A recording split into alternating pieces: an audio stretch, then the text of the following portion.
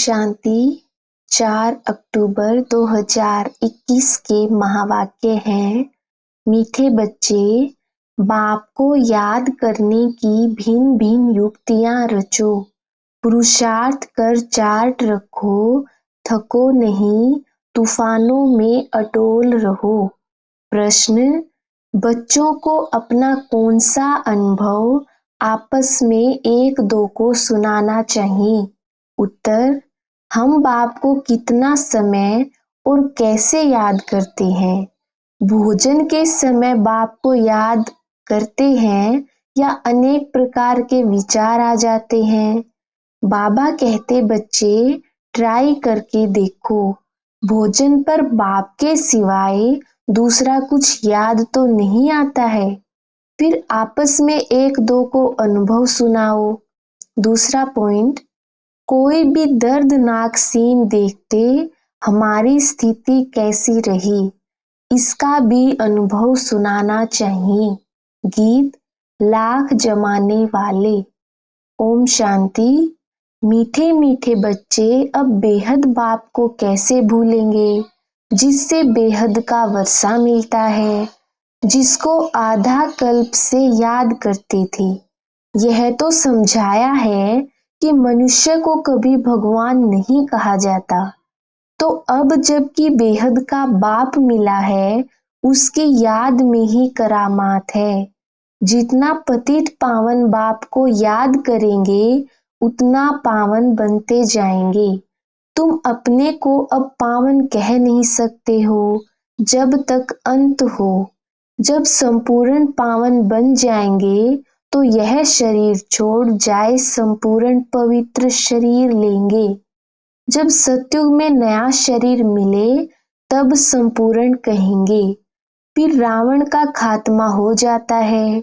सतयुग में रावण की एफिजी नहीं बनाई जाती है। तो तुम बच्चे जब बैठते हो, चलते फिरते हो, तो बुद्धि में यह याद रहे, अब हमने 84 का चक्र पूरा किया है, फिर नया चक्र शुरू होता है। वह है ही नई दुनिया। भारत नई दिल्ली था। बच्चे जानते हैं, पहले जमुना का कंठा है, जहां पर परिस्तान बनना है। बच्चों को बहुत अच्छी रीति समझाया जाता है। पहले पहले तो बाप को याद करो। भगवान बाप पढ़ाते हैं, वही बाप टीचर गुरु है, यह भला याद रखो। बाबा ने यह भी समझाया था कि तुम बाजोली खेलते हो, वर्णों का चित्र भी बहुत जरूरी है। सबसे ऊपर है शिव बाबा, फिर चोटी ब्राह्मण।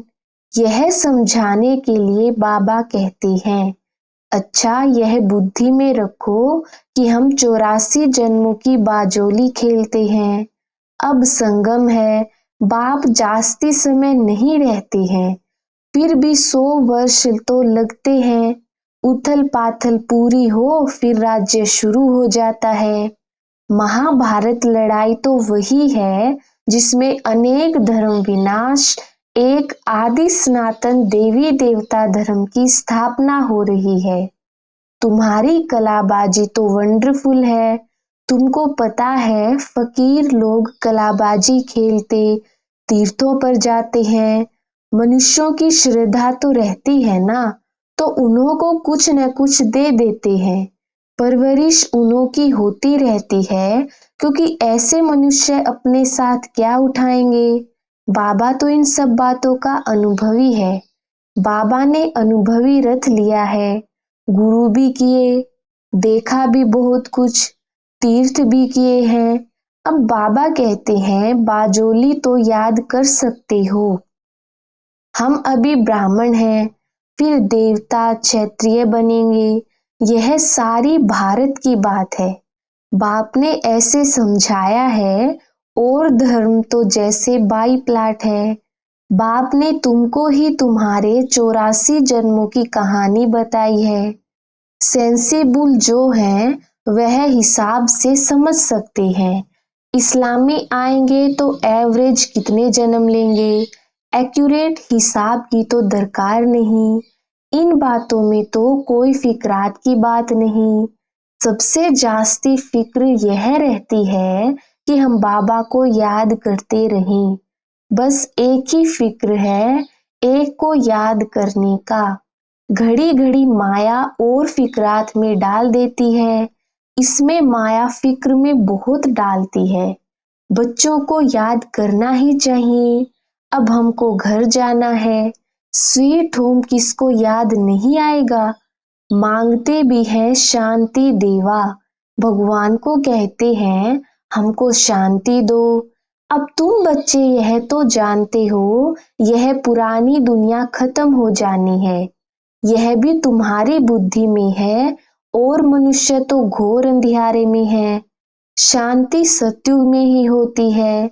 एक धर्म, एक भाषा, रस्म रिवाज भी एक ही है। वहां है ही शांति का राज्य। अद्वैत की बात ही नहीं। वहां तो एक ही राजाई होती है और सतो प्रधान है। रावण राज्य है नहीं जो लड़ाई हो। तो तुम बच्चों को खुशी का पारा चढ़ना चाहिए। शास्त्रों में जो गायन है, अति इंद्रिय सुख गोप गोपियों से पूछो। गोप गोपियां तो तुम हो ना। तुम सम्मुख में बैठे हो। तुम्हारे पास भी नंबरवार हैं जिनको याद रहता है कि बाबा हमारा बाबा भी है, टीचर भी है, गुरु भी है। यह तो वंडर है ना। लाइफ तक साथ देते हैं। गोद में लिया और पढ़ाई शुरू कर देते तो यह याद रहने से भी खुशी बहुत रहेगी। परंतु माया फिर यह भी भुला देती है। मनुष्यों को यह भी समझाना होता है। मनुष्य पूछते हैं, बाकी थोड़ा समय कहते हो, क्या प्रूफ है? बोलो, देखो इसमें लिखा हुआ है भगवानुवाच। यज्ञ भी रचा हुआ है। यह है ज्ञान यज्ञ। अब कृष्ण तो यज्ञ रच न सके। बच्चों को यह भी बुद्धि में रहना चाहिए कि हम ब्राह्मण इस बेहद यज्ञ के हैं। बाबा ने हमको निमित्त बनाया है। जब तुम अच्छी रीति ज्ञान और योग की धारणा करते हो, आत्मा संपूर्ण बन जाती है। तब इस भंबोर को आग लगेगी। मनुष्यों को ही पता होता है ना कि यह बेहद का कर्म क्षेत्र है, जहाँ सभी आकर खेल करते हैं। बनी बनाई बन रही। बाप कहते हैं बच्चे, चिंता उनकी की जाए जो अनहोनी हो गया सो ड्रामा में था, फिर उनका चिंतन काहे का करें। इस ड्रामा को देखते हैं। ड्रामा में जब कोई ऐसा दर्दनाक सीन होता है तो मनुष्य देखकर रोते हैं। अब वह तो हुआ झूठा ड्रामा, यह तो सच्चा ड्रामा है। सच सच कहते हैं, परंतु तुमको कोई दुख के आंसू नहीं आने चाहिए। साक्षी होकर तुमको देखना है। जानते हो यह ड्रामा है, इसमें रोने की क्या दरकार है। पास्ट इज पास्ट, कब विचार भी नहीं करना चाहिए। तुम आगे बढ़ते बाप को याद करते रहो और सबको रास्ता बताते रहो। बाबा तो राय देते रहते हैं। त्रिमूर्ति के चित्र तुम्हारे पास बहुत हैं। क्लियर लिखा हुआ है, वह शिव बाबा, यह वर्षा। तुम बच्चों को यह चित्र देखने से बहुत खुशी होनी चाहिए। बाबा से हमको विष्णुपुरी का वर्षा मिलता है। पुरानी दुनिया तो खत्म होनी है। बस यह चित्र सामने रख दो। इसमें खर्चा तो कुछ भी नहीं है। झाड़ भी बहुत अच्छा है। रोज सवेरे उठकर विचार सागर मंथन करो। अपना टीचर आपे ही बनकर पढ़ो। बुद्धि तो सबको है। चित्र अपने घर में रख दो। हर एक चित्र में फर्स्ट क्लास ज्ञान है। कहते हैं विनाश होगा तो तुम्हारी बाप के साथ प्रीत है ना। कहते भी हैं सतगुरु मिला दलाल के रूप में। तो तुम्हें कितनी अच्छी अच्छी बातें समझने समझाने के लिए मिली हैं। फिर भी माया का पोंप बहुत है। 100 वर्ष पहले यह बिजली गैस आदि थोड़े ही थी। आगे वाइसराय आदि 4 घोड़े की 8 घोड़े की गाड़ी में आते थे। आगे साहूकार लोग गाड़ी में चढ़ते थे। अब तो विमान आदि निकल पड़े हैं। आगे यह कुछ नहीं था। 100 वर्ष के अंदर यह क्या हो गया है? मनुष्य समझते हैं कि यही स्वर्ग है। अब तुम बच्चे जानते हो स्वर्ग तो स्वर्ग है। यह सब पाई पैसे की चीजें हैं। इनको आर्टिफिशियल पोम्प कहा जाता है। अब तुम बच्चों को यही एक फुरना रहना चाहिए कि हम बाप को याद करें, जिसमें ही माया विघन डालती है।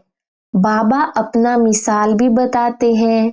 भोजन खाता हूँ, बहुत कोशिश करता हूँ, याद में रह खाऊं, फिर भी भूल जाता हूँ, तो समझाता हूँ बच्चों को तो मेहनत बहुत होती होगी। अच्छा बच्चे, तुम ट्राई करके देखो, बाबा की याद में रहकर दिखाओ। देखो सारा समय याद ठहर सकती है। अनुभव सुनाना चाहिए। बाबा सारा समय याद ठहर नहीं सकती है। बहुत किस्म किस्म की बातें याद आ जाती हैं। बाबा खुद अपना अनुभव बताते हैं। बाबा ने जिसमें प्रवेश किया यह भी पुरुषार्थी है। इन पर तो बड़े झंझट हैं। बड़ा कहलाना, बड़ा दुख पाना। कितने समाचार आते हैं। विकारों के कारण कितना मारते हैं, घर से निकाल देते हैं। बच्चियां कहती हैं मैं ईश्वर की शरण में आई हूँ।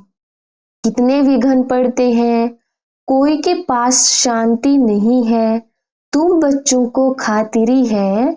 अभी पुरुषार्थ कर श्रीमत पर चल शांति में रहते हो। इस बाबा ने यहाँ भी कई ऐसे घर देखे हैं जहाँ आपस में मेल मिलाप में बहुत रहते हैं। सभी बड़ों की आज्ञा में चलते हैं। कहते हैं हमारे पास तो जैसे स्वर्ग लगा पड़ा है। अभी बाबा तुमको ऐसे स्वर्ग में ले जाते हैं जहाँ सब प्रकार के सुख हैं। देवताओं का 36 प्रकार का भोजन गाया हुआ है। अब तुम स्वर्ग का वर्षा बाप से लेते हो। वहां तो कितने स्वादिष्ट वैभव खाते रहेंगे और पवित्र होंगे। अब तुम उस दुनिया के मालिक बनते हो। राजा रानी प्रजा में फर्क होगा ना। आगे राजाएं लोग बहुत भभके में रहते थे। यह तो ठहरे पतित और रावण के राज्य में। तो विचार करो सतयुग में क्या होगा। सामने चित्र लक्ष्मी नारायण के रखे हैं। कृष्ण के लिए झूठी बातें लिख बदनामी कर दी है।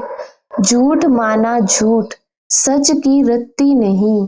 अब तुम समझते हो हम स्वर्ग के मालिक थे, फिर 84 जन्म ले बिल्कुल शुद्र बुद्धि बन गई हैं। क्या हाल हो गया है। अब फिर पुरुषार्थ कर क्या बनते हो। बाबा पूछते भी है ना कि तुम क्या बनेंगे, तो सब हाथ उठाते हैं सूर्यवंशी बनेंगे। हम तो माता पिता को पूरा फॉलो करेंगे। कम पुरुषार्थ थोड़े ही करेंगे। सारी मेहनत याद और आप समान बनाने पर है। इसलिए बाप कहते हैं जितना हो सके सर्विस करना सीखो। है बहुत सहज। यह शिव बाबा, यह विष्णुपुरी, लक्ष्मी नारायण का राज्य होगा। यह तो बहुत अनुभवी है। सीढ़ी पर तुम समझा सकते हो। तुम बच्चों को यह झाड़ चक्र देखने से ही बुद्धि में सारा ज्ञान आ जाना चाहिए। यह तो लक्ष्मी नारायण है। इन्हों की राजधानी कहाँ चली गई, किसने लड़ाई की, जिसने हराया। अब तो वह राज्य है नहीं। इन ईश्वरीय बातों को कुछ नहीं जानते हैं। तुम बच्चों को यह भी साक्षात्कार हुआ है। कैसे गुफाओं खानियों से जाकर सोने हीरे आदि ले आते हैं। यह साइंस तुम्हारे सुख के लिए होगी। यहाँ है दुख के लिए। वहाँ एरोप्लेन भी फुल प्रूफ होंगे। बच्चों ने शुरू शुरू में यह सब कुछ साक्षात्कार किया हुआ है। पिछाड़ी में भी तुम बहुत साक्षात्कार करेंगे। यह भी तुमने साक्षात्कार किया है। चोर लूटने आते हैं, फिर तुम्हारी शक्ति का रूप देख भाग जाते हैं। वह सब बातें पिछाड़ी की हैं। चोर लूटने तो आएंगे, तुम बाप की याद में खड़े होंगे तो वह एकदम भाग जाएंगे। अब बाप कहते हैं, बच्चे खूब पुरुषार्थ करो। मुख्य बात है पवित्रता की। एक जन्म पवित्र बनना है। मौत तो सामने खड़ा है। कुदरती आपदाएं बहुत कड़ी आएंगी, जिसमें सब खत्म हो जाएं। शिव बाबा इन द्वारा समझाते हैं। इनकी आत्मा भी सुनती है। यह बाबा सब बतलाते हैं। शिव बाबा को तो अनुभव नहीं है, बच्चों को अनुभव होता है। माया के तूफान कैसे आते हैं? पहले नंबर का तो यह है ना, तो इनको सब अनुभव होगा, तो इसमें डरना नहीं है, अडोल रहना है। बाप की याद में रहने से ही शक्ति मिलती है। कोई बच्चे चार्ट लिखते हैं, फिर चलते चलते बंद कर देते हैं। बाबा समझ जाते हैं थक गया है। पारलौकिक बाप जिससे इतना बड़ा वर्षा मिलता है, ऐसे बाप को कभी पत्र भी नहीं लिखते हैं, याद ही नहीं करते। ऐसे बाप को तो कितना याद करना चाहिए। शिव बाबा, हम आपको बहुत याद करते हैं। बाबा, आपकी याद बिगर हम भला कैसे रह सकते हैं? जिस बाप से विश्व की बादशाही मिलती है, ऐसे बाप को कैसे भूलेंगे? एक कार्ड लिखा, वह भी तो याद किया ना। लौकिक बाप भी बच्चों को चिट्ठी लिखते हैं। नूरे रतन स्त्री पति को कैसे चिट्ठी लिखती है? यहाँ तो दोनों संबंध हैं। यह भी याद करने की युक्ति है। कितना मीठा बाबा है। हमसे क्या मांगते हैं? कुछ भी नहीं। वह तो दाता है, देने वाला है ना, यह लेने वाला नहीं। कहते हैं, स्वीट चिल्ड्रन, मैं आया हूँ। भारत को खुशबूदार बगीचा बनाकर जाता हूँ। अच्छा, मीठे मीठे सिकिलधे बच्चों प्रति माता पिता बाप दादा का याद, प्यार और गुड मॉर्निंग। रूहानी बाप की रूहानी बच्चों को नमस्ते। हम रूहानी बच्चों की रूहानी बाप दादा को याद, प्यार, गुड मॉर्निंग और नमस्ते जी। धारणा के लिए मुख्य सार। पहला पॉइंट है, सूर्यवंशी बनने के लिए माता पिता को पूरा पूरा फॉलो करना है। याद में रहने की और आप समान बनाने की मेहनत करनी है। दूसरा पॉइंट है, पुरुषार्थ कर श्रीमत पर चल शांत रहना है। बड़ों की आज्ञा माननी है। वरदान, स्वयं को सेवाधारी समझकर झुकने और सर्व को झुकाने वाले निमित्त और नम्र चित भव।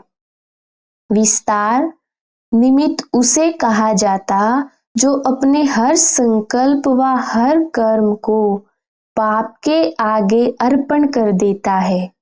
निमित्त बनना अर्थात अर्पण होना, और नम्रचित वह है जो झुकता है। जितना संस्कारों में, संकल्पों में झुकेंगे, उतना विश्व आपके आगे झुकेगी। झुकना अर्थात झुकाना।